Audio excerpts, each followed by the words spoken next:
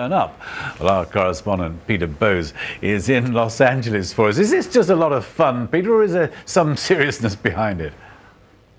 There's very little that's serious about this. It is a lot of fun before the serious business of giving out the Oscars, which happens later on. But exactly 24 hours before the Oscars, they hand out the Golden Raspberry Awards. And the worst movie of last year was The Last Airbender, which was a science fiction fantasy.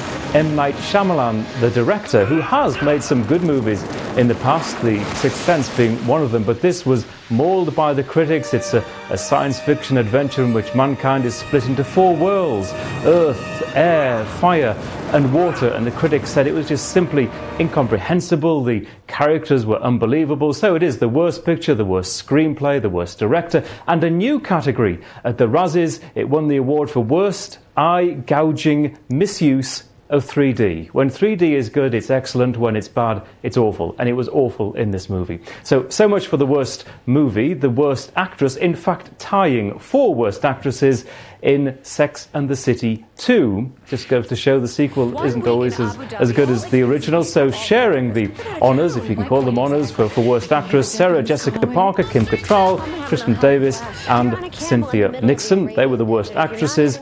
The worst actor was Ashton Kutcher, not just for 1, but for 2 movies that he was in last year, Killers and Valentine's Day. Ashton Kutcher, of course, married to Demi Moore. So you're right, these are the awards that the stars simply want nothing to do with. They don't want to turn up. They want to turn up at the Academy Awards, but they've got to get nominated for those first. And of course, none of the actors that were nominated for the Razzies this year are in with the chance of winning an Oscar. All right, Peter, well, so much for the worst. What about the best? We've got the Oscars coming up, haven't we? Tell us more about that and presumably the King's